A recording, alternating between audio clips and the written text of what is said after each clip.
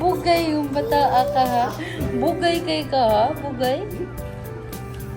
Pick up.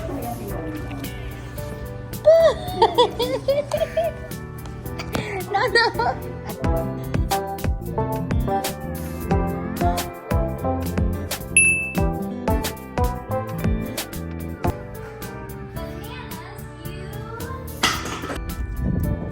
Sundo na kami ni Kuya, guys. So, hi guys! Welcome again to our vlog. So, ngayon ay papunta na naman ako kay Kuya. Late na ako nakapag-vlog kasi na-busy kaninang umaga. And si Daddy ay nagbabike ngayon. Dala ko yung bike ni Kuya. Kasi gusto ni Kuya, pangarap ni Kuya na magbike siya from school going home. So, ngayon, si Daddy nagpapunta na siya sa school. Ako, papunta na din ako sa school ni Kuya. And then, dala ko yung dalawang bata. Nagdadrive na ako ngayon. So, see you later! Kung napapansin nyo guys, naka-t-shirt na lang ako kasi naka-t-shirt na kami. Kasi maganda na talaga yung weather. 20 plus na kami and then sobrang ganda na talaga. Hindi na kailangan mag-jacket. And ito yung talagang gustong-gusto namin sa summer kasi hindi na kami kailangan bago kami lumabas, hindi na kami kailangan mag-jacket pa, magpatong-patong pa ng ibang mga damit. Kung ano lang yung suot mo sa bahay, pwede ka nang lumabas. Like, hindi ka na kailangan na madami pang ilalagay sa katawan mo. So, yan lang ang kagandahan kapag talaga. And then ngayong taon na to ay sobrang aga yung init. Maganda kasi maaga siyang uminit kaysa ewan ko, di ko maalala last year kung maaga din ba kaming uminit. Hindi ko na maalala, but ngayon maganda na talaga weather namin. Walaan ko eh. Ingat! Ayan na, paalis na sila guys. Pinauna ko na si Daddy at saka si Kuya. Pumunta pala kami kanina guys sa Yangsan. Bumili lang kami ng mga gulay. Ito, bumili ako ng ampalaya, talong, tsaka itong pang miso, and pang sinikang mix. Tapos, kamatis, and then ginger, tapos itlog alat, at saka bok choy. Yan lang yung pinamili namin. And then yung presyo na niya is 29.23. Ang mahal na ng mga bilihin. Biruin mo yung ampalaya, $5.45. Ang mahal talaga. Wala nang mura ngayon. Tuwa si Mami! Tuwa si Tuwang-tuwa si Tio. Anong gawa nila nga? Heavy ako, no? Heavy. Gusto na niya makipaglaro.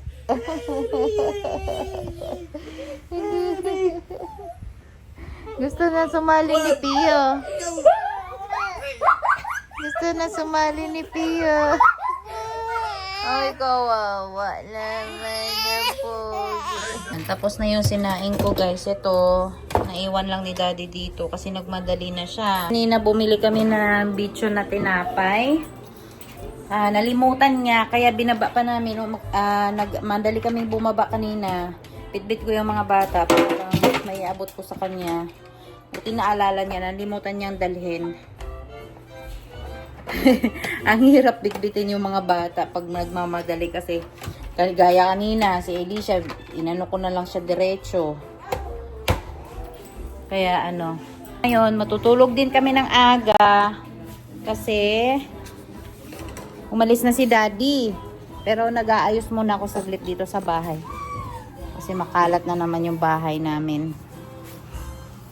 As usual, lagi naman makalat bahay namin. Kaya, pag nakikita nyo sa mga vlog ko, makalat talaga bahay namin.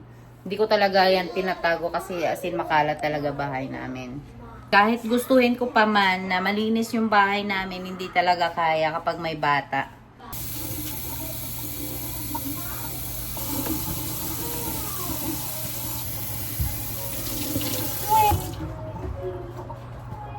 So, sabi ni Kuya, nuggets lang daw gusto nilang dinner. Magluluto na lang ako ng nuggets.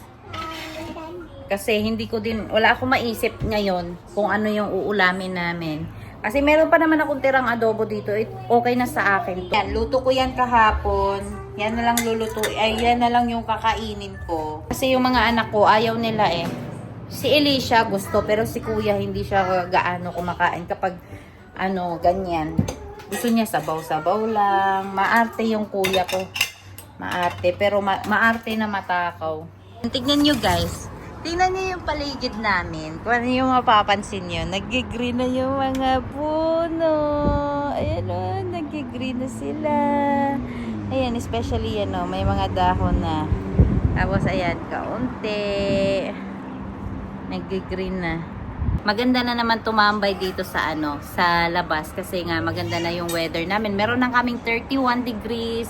Kaya mainit na. Ngayon naman, naiirita naman kami sa init kasi pag natamaan kami ng araw, sobrang sakit talaga sa balat. Tapos, isa pa, yung aircon namin hindi gumagana. Yung dalawang aircon namin hindi gumagana. So, sabi ko kay Daddy, ireklamo ko na, sasabihin ko na siguro sa resident manager para ma-check nila. Pero sabi niya, wait na lang natin ng ilang araw kung ano talaga, kung pupuntahan ba nila, check nila lahat ng mga aircon. Sabi ko, sige, wait ko na lang ng mga ilang araw, tapos kung wala pa din, edi ano na, sasabihin ko na sa resident manager.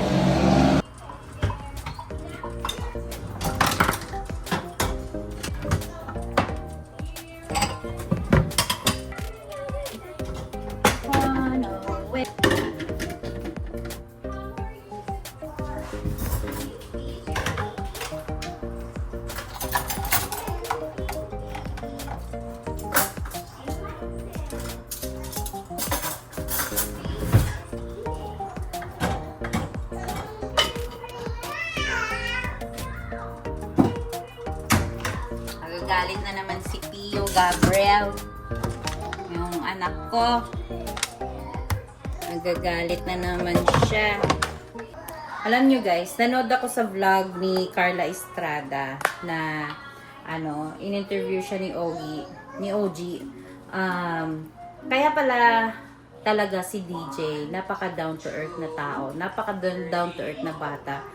Kapag nakikita ko siya sa nakikita mo siya sa ano, sa mga videos na sa like pumupunta siya sa mga public, hindi siya maarte sa mga fans niya kasi talagang tinuturuan sila ni Carla Estrada kung paano yung mamuhay na ganun. Alam mo yung nakadepende talaga sa parents sa pagpapalaki ng magulang yung mga bata. Kasi si DJ talaga, kung makikita mo, marami akong nakikita mga videos na pumunta siya sa Sikihor. As in, wala siyang pinipili talaga. Lahat pinapansin niya. Kung may mga gusto magpapapicture sa kanya, magpapapicture talaga siya. Hindi siya maarte na artista. Kasi nang dahil yun kay Carla Estrada. Napaka ano niya. Bilib na bilib ako na nanay sa kanya.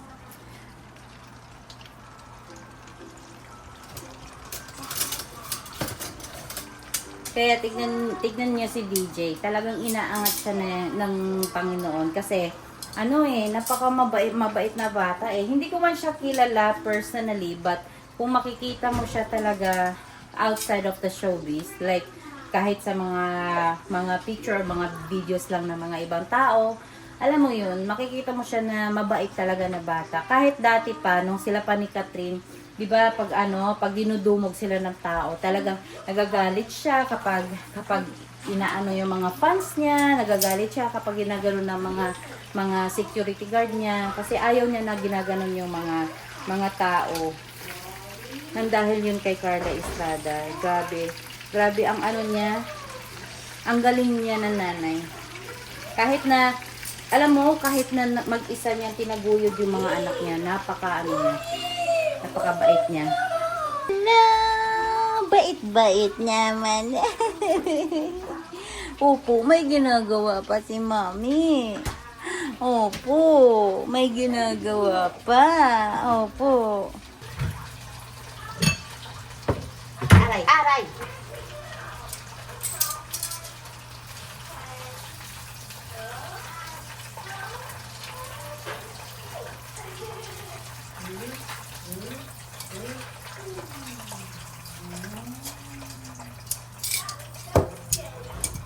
Si Alicia ngayon guys, ayaw niya gaano kumain kasi yung ipin niya sabay-sabay tumubo. Like yung dalawang malalaki dito, merong isa na naman dito, meron din dalawa sa taas. Grabe, sabay-sabay. Kaya pinuyat niya kami kagabi, ngawa siya ng ngawa na hindi niya maintindihan kung ano yung gagawin niya kahit na pinapainom na namin siya ng gatas. Tapos kakangawa niya, nakatulog lang din siya. Kaya mahirap talaga kapag yung bata ay nag-iipin. Hay nako. Ito yung struggle. Pero buti nga dito, kapag yung mga bata nag-iipin, hindi sila yung nagtatae, nagsisipon, lagnat, wala naman. So far, yung mga anak ko, wala naman.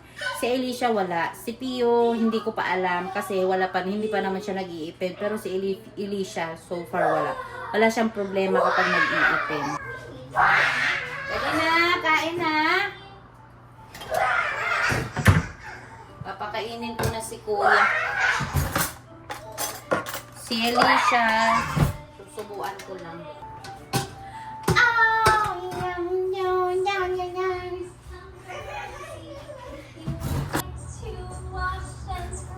Alicia!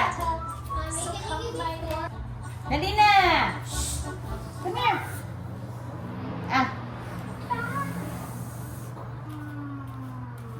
What goes on his legs? Sit down here. Yeah, please put on pants. Pants! Pants! Yay! Now just need here.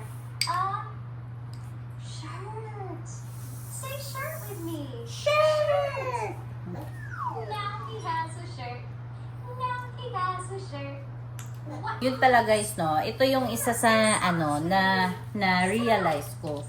Mas nahihirapan ako kay Ethan dati. Kasi syempre, parang transition yun na from dalaga ka, tapos naging nanay ka. Yun ang mahirap para sa akin. Like, first time ako nagpuyat, first time akong nanganak, tapos pagkatapos manganak, kailangan mong kumilos ka agad. First time yun. As in, first time lahat, kapag first time mom tayo. But, doon ako mas nahihirapan kaysa ngayon na tatlo sila. Kasi ngayon, tatlo sila, instinct na lang ng nanay yung ginagamit ko eh. Like, kung sabay silang mag-iyakan, okay lang. Wala namang namamatay na sa iyak eh. Pero syempre, pagkatapos kailangan silang amuhin. But thankful naman ako kasi yung mga anak ko hindi naman sila mahirap alagaan. Like si Alicia, mabilis siya naging independent. Tapos andyan na din si Kuya na tinutulungan ako kaya hindi siya ganun kahirap para sa akin. Masaya ako na alam mo yun, kahit sabay-sabay sila. At saka sabay-sabay ko silang inaalagaan. Kasi si Pio naman, hindi siya namumuyat sa akin. Sa gabi, dire-diretso lang din yung tulog niya. Kapag umiyak man siya, pagkatapos niya magdede, tutulog lang din siya ulit. Kaya, okay lang. Dali na. Bebe, Alicia. Ay. Opo. Dali na, bebe. Masakit yata ipin na ito eh. Kasi mahirap siya kumain ngayon. Kahit pa subuan ko, kahit pa may sabaw, ayaw niya.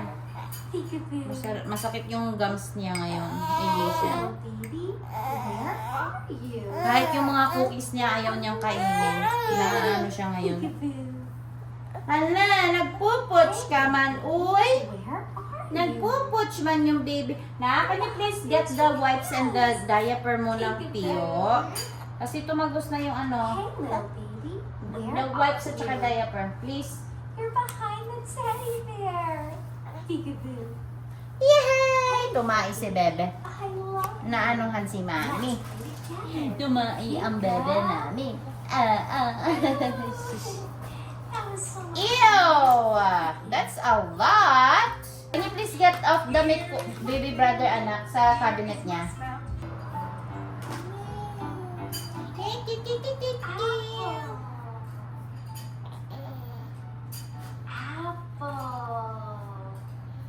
Sikip na nito. Hindi na ito susuotin. Hirap na kunin. Elisha.